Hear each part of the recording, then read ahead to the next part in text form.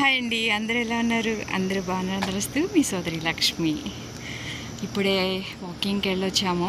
So morning బాగుంది weather అని గోంగూరకు వద్దామని వచ్చాను. సో ఇప్పుడు మా గార్డెన్ ఒకసారి అలా చూపెట్టేసేసి గోంగూర చూపిస్తాను, గోంగూర చెట్లు ఎలా వచ్చాయో.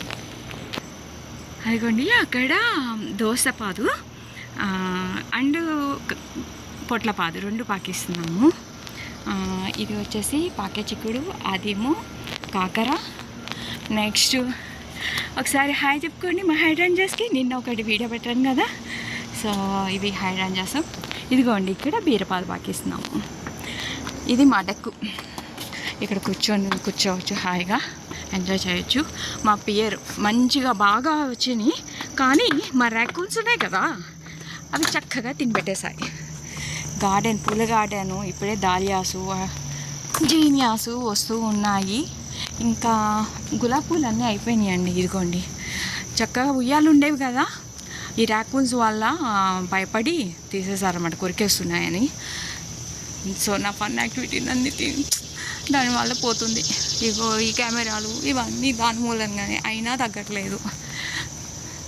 సో ఇప్పుడు ఇదిగోండి టమాటోలు ఇప్పుడే పూతల మీద ఉన్నాయి. అండ్ ఇదిగోండి గోంగూర.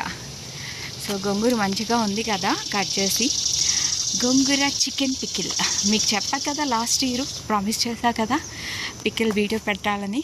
సో అది రెడీ అయినాక వీడియో త్వరలో వస్తుందన్నమాట. ఇవి చిక్కుడుకాయలండి. ఫస్ట్ వచ్చినవన్నీ నేను వదిలేసాను అనమాట విత్తనాల కోసము. అది ఇంకా ఎండలేదు కాబట్టి అలా ఉంచాను. ఇప్పుడు సెకండ్ రౌండ్ తయారవుతున్నాయి.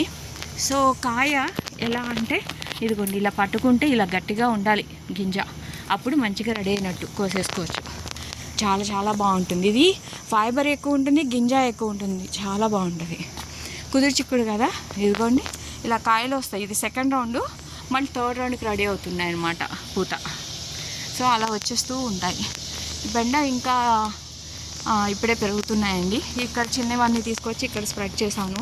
వంగ మొక్కలు 2 కొని పెట్టాను. అండ్ లాంగ్ బీన్స్ అవి కూడా కొన్ని ఎండిపోయినాయి అనమాట, నేను చూసుకోలేదు. అవి విత్తనాలకు సేవ్ చేసి మిగతా అవి ఇప్పుడే వస్తున్నాయి. హైడ్రాంజస్ పూత అంతా అయిపోయిందండి, క్రాపు అయిపోతుంది. ఇదిగోండి ఇప్పుడు ఇలాగా గోంగూర వేయడం కూడా ఒక ఆర్ట్ అండి బాబోయ్, లేకపోతే చేతులన్నీ గీరుకుపోతాయి. చక్కగా ఇలా కట్ చేసి పెట్టుకోండి, మంచిగా ఉన్నాయి చూసుకొని ఇలా కట్ చేసుకొని చేసుకోవాలి. సో తర్వాత ఇంకో వీడియోలో పికిల్ ఎలా అనేది చెప్తాను. Thank you.